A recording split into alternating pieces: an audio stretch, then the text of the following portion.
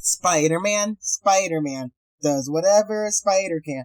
Hello everyone, I am Sword Cailiburn687, and today I gotta talk about Andrew Garfield's Spider-Man. What, everybody's a bit surprised for me talking about Andrew Garfield's Spider-Man? I talked about it in my last video. For me, I don't really care about that right now. This video is gonna be my improvement on the last video. To anybody that's watching my channel, please like, share, subscribe if you want to see more of my content. Anyway, let's begin the video. Let me just get this out of the way. Talk about Andrew Garfield doesn't want to play Spider-Man anymore. And he tries to say he might be done from acting. For me, I don't really agree with a lot of actors saying at the moment until like Sony or Marvel or somebody from the top has officially said it themselves. Because actors can just lie all the time. I mean, it's part of their job. If Andrew Garfield said he's done from acting, I really support what he's doing, so if he really wants to stop doing it, that'd be completely fine by me. The second reason why I'm making this video is because of Andrew Garfield's Spider-Man and No Way Home. Because they portrayed his character really great for that movie, I'm making this video just to respect his Spider-Man. First, I'm going to talk about what Spider-Man villains I want to see in Amazing Spider-Man 3. Second is going to be love interest. And third is going to be the plot I want to see in Amazing Spider-Man 3. This awesome part is going to talk about Spider-Man villains. Which Spider-Man villains I want to see in Amazing Spider-Man 3 is Mr. Negative, Green Goblin for the Amazing Spider-Man 2, Hydro Man, and Kraven the Hunter. Right now, I'm going to talk about Dane DeHaan's Green Goblin and why I don't like him in the Amazing Spider-Man 2. For me, I didn't like the whole Goblin disease subplot from the Amazing Spider-Man 2 because it's completely rushed or underused in that movie. What I mean by this, I have to give you an example. The example is Harry's getting into the Goblin disease, but the movie doesn't really specify how the Goblin disease is making him worse, or he's gonna get killed a lot faster than his thought. Adding a lot of these small changes try to make the Green Goblin to die a lot quicker for the Goblin disease would add a lot more drama and tension. It would make you just feel relatable to Harry. All because the movie didn't really add that, it just kind of felt like it was just completely bad. Anyway, the only way you can make the Goblin better for the Amazing Spider-Man 2, try to add him to the Amazing Spider-Man 3, is changing his design and his whole villain motivation for the Amazing Spider-Man 3. Yep, I gotta talk about his whole Goblin design first for the Amazing Spider-Man 2. Let's just say his whole Goblin design looks really ugly, all because it just looks like a freaking ugly troll. Even his whole Goblin armor looks so terrible because it looks unfinished. I don't know what the filmmakers were trying to think when they're trying to make the whole Goblin design. The face is the only thing that looks good. If you really do Photoshop to make it green, it would look a lot better. I try to say I did awesome Photoshop to make the face look a lot better and made himself look like a freaking goblin.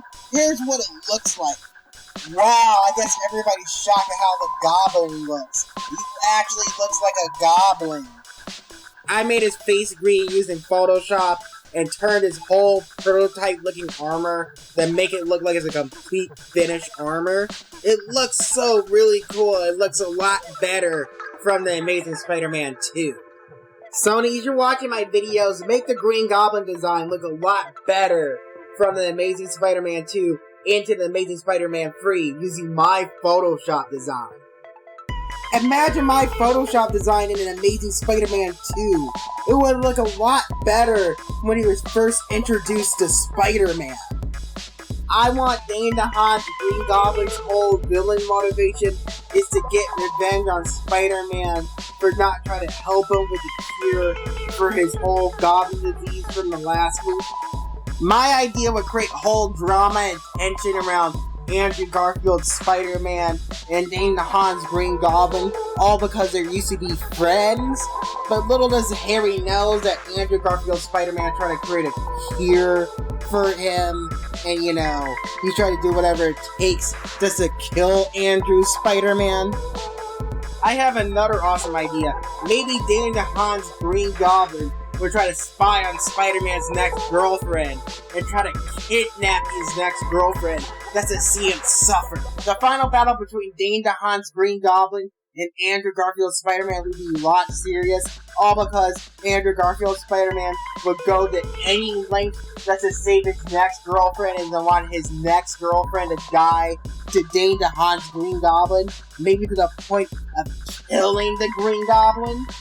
Andrew's Spider-Man would try to stop himself from trying to kill Dane DeHaan's Green Goblin, but the hatred would be so massively great to the point you just beat him senselessly over and over again.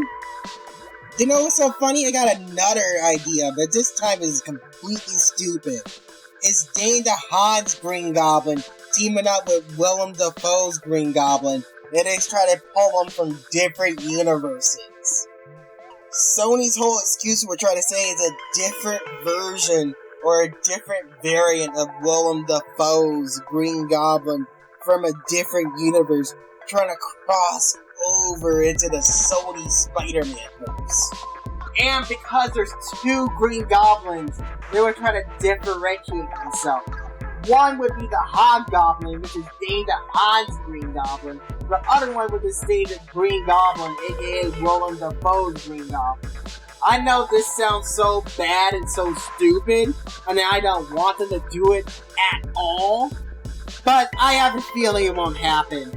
If it does, I would be like, man, Sony, what are you doing, man? But anyway, I gotta talk about my next Spider-Man villain, which is Mr. Negative. Most people know Mr. Negative in Spider-Man PS4. Has anybody played this game? You should really play it because it's a really awesome game. Anyway, Mr. Negative's ability to manipulate anybody who has negative emotions or use the negative emotions and make himself like really powerful, like using negative blast or trying to summon a giant negative demon. I would like Martin Lee to affect Spider-Man negatively how he did in the comic books. It'd be really cool for Spider-Man to try to fight the negative emotions that's inside of him, try to take him over. Another one of my ideas would be also cool is Spider-Man try to free Mr. Negative from his evil side to try to take him over. It's all because Mr. Negative can't really control his evil side, and Spider-Man needs to free him. Because Spider-Man tried to free Mr. Negative would try to free himself from the evil side that's inside of him. It'd be like a cool idea, like towards the end of the movie, Mr. Negative try to turn himself in, all because he feels so ashamed for what he did as Mr. Negative.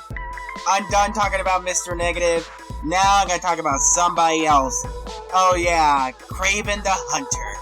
Kraven the Hunter is one of the unique Spider-Man villains on this list, all because he's trying to do whatever it takes just to kill Spider-Man, all because he's the world-renowned best hunter. I would like Sony to take the best idea for Kraven the Hunter for a storyline for the Amazing Spider-Man 3 by using Kraven's Last Hunt. Everybody's trying to wonder, what is Kraven's Last Hunt? It's just basically one of the best Spider-Man storylines, when Kraven the Hunter is trying to shoot down Spider-Man, and you think he killed Spider-Man, and he takes Spider-Man's place for a week. What is insane about that comic book is Kraven basically just killed a lot of Spider-Man's criminals that he basically tried to face, and because of this, it ruins his reputation. News sites basically think Spider-Man is just killing a lot of these criminals, and some of the civilians in New York City thinks he's just a villain. I know that Sony and Marvel won't try to do Kraven's Last Hunt. It's all because it's too violent for the people who try to watch the MCU movies.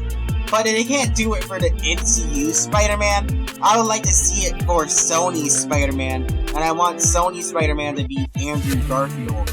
The reason why is because of the Amazing Spider-Man 1. Has anybody saw the Amazing Spider-Man 1? Well, I try to say for the Amazing Spider-Man 1, that movie has a bit darker tone compared to the other Spider-Man movies, and it was a bit serious. I feel like that tone from the Amazing Spider-Man 1, trying to add it to the Amazing Spider-Man 3 for Kraven the Hunter, would make it really impressive and awesome. And now I'm going to talk about Hydro Man next. Now I'm going to talk about this aquatic villain, Hydro Man. Hydro Man can manipulate water all because his body is made out of water. Everybody's been wondering, how did Hydro Man get water powers anyway? Well, he got water powers through falling to a water generator when he was working in a ship. Hydro Man in the original Spider-Man comics hated Spider-Man, all because he assumed that Spider-Man was the one that pushed him through the water generators, giving him his powers. Hydro Man's water manipulation is so crazy to the fact that Spider-Man can't even hurt Hydro Man, kind of similar to that of Sandman. What did I mean by this? Both of them use elemental abilities, so they won't get hurt from Spider-Man at all. So Spider-Man has to use smart and creative ways just to beat both Hydro Man or Sandman. What I want to see in the Amazing Spider-Man 3 is Hydro Man absorbing so much water, him getting so massively big that he's trying to flood New York City, and Spider-Man's trying to stop him. My idea can have a lot of action scenes for Hydro Man getting so massively big. Andrew Garfield had to save the people in New York City while trying to balance fighting Hydro Man. Anyway, I'm done talking about Hydro Man. Now I'm going to talk about love interest.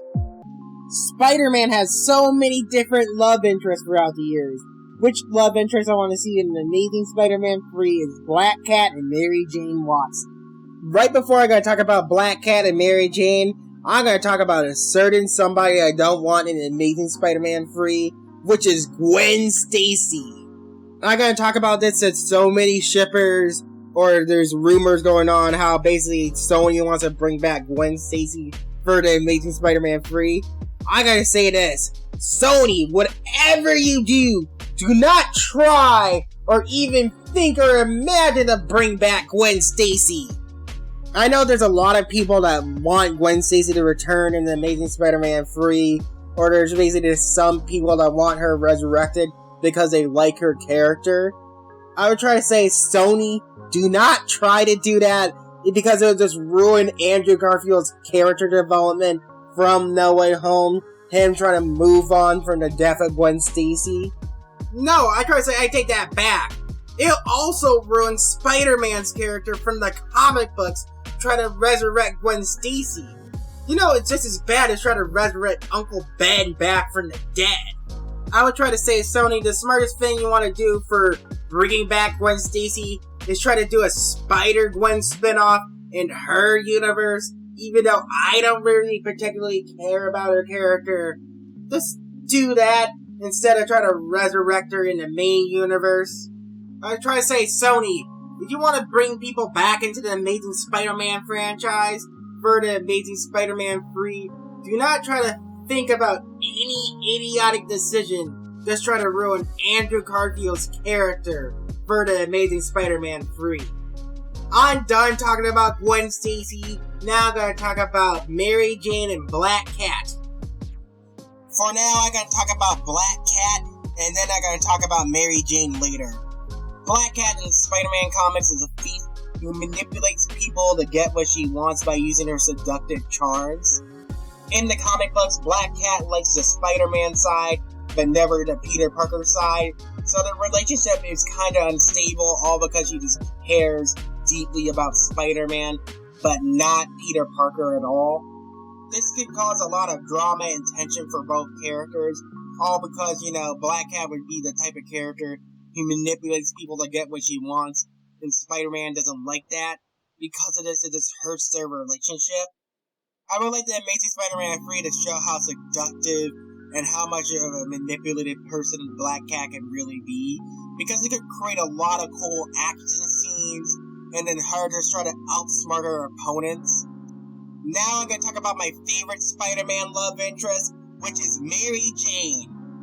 Mary Jane is the most iconic Spider-Man redhead love interest, all because she deeply cares about Peter and her sassy, fun personality.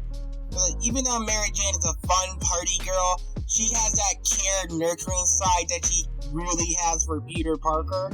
It's all because they deeply care about each other. In the Spider-Man comic books, Mary Jane knew that Peter Parker was Spider-Man the whole entire time, all because she saw Peter Parker dress up in his house and jumps out the window. Mary Jane in the comic books keeps Peter's identity a secret, all because she understands what the dangers of being Spider-Man is. This makes it a lot interesting for my personal opinion, all because Mary Jane, when she sees Spider-Man, she never really loved Spider-Man because she cared about Peter Parker a lot more than Spider-Man. That's what makes her an awesome love interest. I would try to say the Spider-Man Raimi's movies got some things right about Mary Jane, like her living in an abusive household, but the personality for Mary Jane isn't 100% there. I would like Mark Webb and Sony to show the fun, sassy, party girl side to Mary Jane's character how she was in the comic books. If it's done right, it'd be really cool and really spectacular to be in the big screen. Another awesome idea I had is they could take ideas of when Spider-Man's trying to marry Mary Jane in the comic books and Spider-Man the animated series. A lot of insane stuff happens all because he's trying to marry Mary Jane. Harry wanted revenge and tried to kill Spider-Man and try to steal Mary Jane from Peter. This could create personal dramas for Peter, Harry, and Mary Jane, all because Harry's interrupting the wedding and Spider-Man trying to stop him while Harry trying to reveal his secret identity. Yeah, I'm getting excited. Now I'm going to talk about the last part of my video. I'm going to talk about what I want for the story for the Amazing Spider-Man 3. Finally, we're in the last part of the Spider-Man video. Now I'm going to talk about the plot for the Amazing Spider-Man 3. I would like the theme for the Amazing Spider-Man 3 to focus all about redemption. I know somebody's going to say, but Sword, why do you want to focus all about redemption for Andrew Garfield's Spider-Man? I'm going to get to that right now. The reason why I want to focus all about redemption, all because Andrew Garfield redeemed himself in No Way Home after saving Michelle Jones. But for me, that's not enough, because there's some things that Andrew Garfield needs to fix in his universe. Think about it, everyone. In No Way Home, he said he became a rageful, bitter Spider-Man. It might imply that he killed people, became a rageful vigilante. Anything is up for his interpretation of being Spider-Man right now. The biggest question I have right now is, does the people in New York City see Andrew Garfield's Spider-Man as a hero or a villain? And now, all you understand why I want the theme to focus on redemption in The Amazing Spider-Man 3 is because if Sony does it really well, it can pay off for that movie. And plus, everybody loves a good redemption story of the hero has to overcome his flaws just to be a better person. A good example is Batman from Batman vs. Superman in Zack Snyder's Justice League. Batman in Zack Snyder's Justice League is trying to atone for what he did after the death of Superman, so he's trying to assemble a superhero team that'd be strong enough to beat Steppenwolf. What I like about that movie is Batman's trying to learn how to be a superhero leader and try to care about his teammates so he can beat Steppenwolf. What I like about after they beat Steppenwolf is the people in Gotham sees Batman as a hero again. So what happens is his bat signal comes back. I'm getting distracted talking about Batman right now. Now I'm gonna talk about Spider-Man. What do I want for tone for The Amazing Spider-Man 3? I would like the tone to be dark like The Amazing Spider-Man 1, but it has a bit of hope and optimism towards the end of The Amazing Spider-Man 3. I would like The Amazing Spider-Man 3 to start off after No Way Home. Andrew Garfield's Spider-Man is trying to soul search for what he wants to do in his life. Andrew Garfield's Spider-Man's life would personally suffer greatly, all because he really cares about the Spider-Man side, but not the Peter Parker side of his life. Like I said in the last section of the video for love interests, both Black Cat and Mary Jane could represent a different love side for Peter Parker's life. One could represent the Spider-Man side, which is Black Cat, but one could represent the Peter Parker side, which is Mary Jane. Andrew Garfield will learn what it means to be Spider-Man again, and he would create hope and inspiration for the people in New York City. Because of Andrew Garfield becoming a hopeful and optimistic Spider-Man again, I would like a slight costume change. Andrew Garfield's Spider-Man costume would be the same from The Amazing Spider-Man 2, with the big spider logo on the front, the big bug eyes, the webbing would be exactly the same how it was in that movie. But the only thing that would be different would be the logo on the back. Oh, I forgot about the blue on the costume. I would like the blue from the Amazing Spider-Man 1 to be on an Amazing Spider-Man 3 costume.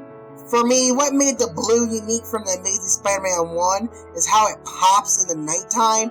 I'm not sure if it's the lighting or the design of the blue in the costume, but it looks so awesome! I would like to see the blue from the Amazing Spider-Man 1 costume into the Amazing Spider-Man 3 costume, because it would be so cool to see in live action. And now I'm going to talk about the classic bug logo from the comic books. What I like to see is an update on that original design. What I like about the Amazing Spider-Man 1 logo from the movie, not the comic book, is the extra layer of detail and the grooves on the back of the costume. I would like the same thing with the comic book bug logo for the Amazing Spider-Man 3. If Sony adds the extra layer of detail and the layers on the back of the bug logo wrong, it would look ugly and disgusting. I did a Photoshop to make it look better. Here's what it looks like. Who should I think should direct the Amazing Spider-Man 3? The Russo brothers, because they introduced Spider-Man into the MCU. They have Avengers Infinity War and Avengers Endgame in their belts. Yep, this is the end of my video. Like, share, and subscribe. You want to see more of my content, and see you soon.